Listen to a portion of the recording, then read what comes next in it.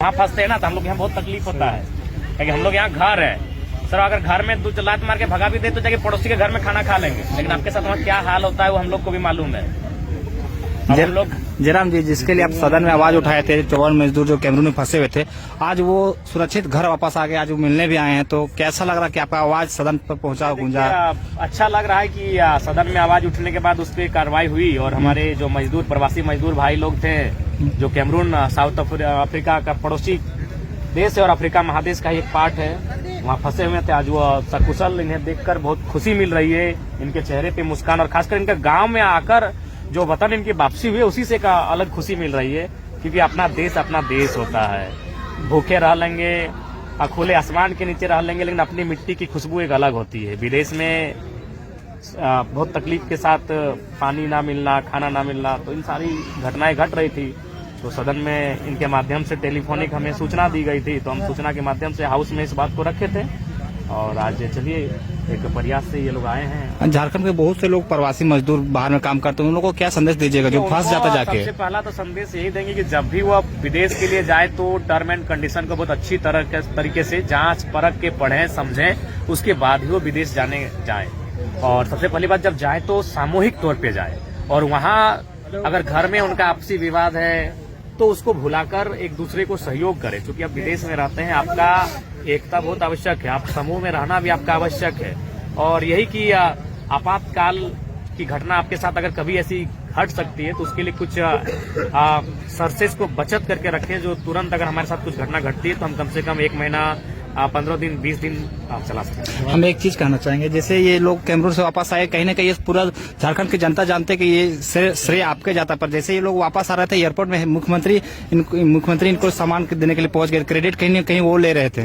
लेकिन जब वो मुख्यमंत्री हैं तो स्वाभाविक सी बात है वो क्रेडिट लेंगे और नो डाउट कार्य उनके एमएनसी के माध्यम से ही हुआ होगा, लेकिन मूल रूप से जो आवाज उठाते हैं ये उनका जो उनको संज्ञान में देते हैं वो रिस्पॉन्सिबल होते हैं, क्योंकि आप तो मुख्यमंत्री हैं लेकिन उसके बाद आप लोग सत्ता में हैं लेकिन सोए हुए हैं, तो कोई जो आपको जगा रहा है वो जगाने वाला मैटर करता है, वो जगाने वाला इम्पोर्टेंट होता है। तो जो सदन में बात को रखा गया या फिर चाहे कोई विधायक अपने चिट्ठी के माध्यम से, चाहे कोई डीसी के माध्यम से कि संज्ञान जाके दिए, तो वो जगाने वाले लोग मैटर करते हैं। आप विधायक डुमरी का आपका प्रभाव पूरा 81 विधानसभा में पता चल रहा है, तो कैसा लग रहा है? अगर कुछ और सीटें बढ़ती तो काम करने में आसानी होती है? सीटें बढ़ती तो काम करने में सुविधा होती, जैसे अभी मान के चलिए पलामू से थे, गढ़वा से थे, आपका जामताड़ा से आए हुए हैं और मैंने विधानसभा छोड़िए जिला अन्य जिलों से भी लोग आए हुए हैं। तो हमें लगता है आज अभी इसी जनता दरबार में हमें लगता है कम से कम 17-18 विधानसभा के लोग आए हैं और उनका काम मैंने संतोषजनक रहा, जो भी काम वो लेकर आए थे संतोषजनक उस कार्य को हमने करने का काम किया। तो आपका कार्यशैली को देख के जनता को कहीं ना कहीं इस बार तो कहीं ना कहीं पछतावा महसूस हो रही, कहीं आगे बढ़कर और ज्यादा आपका मदद करते हैं? उसका का सवाल नहीं है। चुनाव चूंकि यहाँ मुद्दों से लड़ा ही नहीं जाता है, चुनाव यहाँ समीकरण से लड़ा जाता है। उस समीकरण में महागठबंधन अभी फिट थी, वो जीत गई और 29 में भी जो चुनाव होगा वो मुद्दों से नहीं होगा। आज आपको क्लियर कहेंगे वो चुनाव फिर समीकरण से होगा। अगर हमारी पार्टी के पास वो समीकरण आएगा तो ही हम जीतेंगे। अब वो जनता तय करेगी, उस समीकरण को तोड़ती है और नए समीकरण के साथ आ पाती है कि नहीं, वो जनता तय करेगी।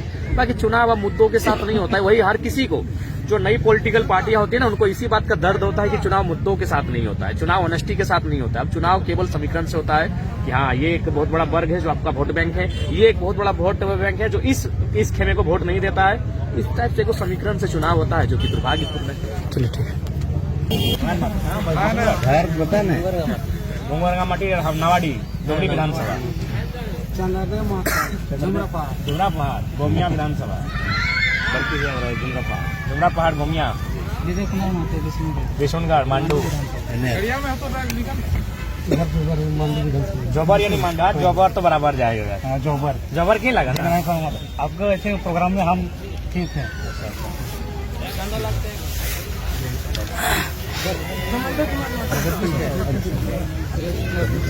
बाहर के जो है वो लोग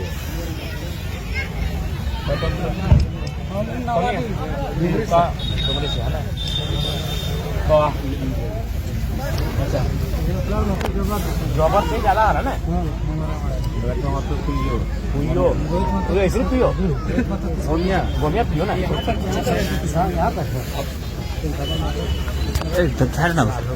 गालवाबाद, किशनगढ़।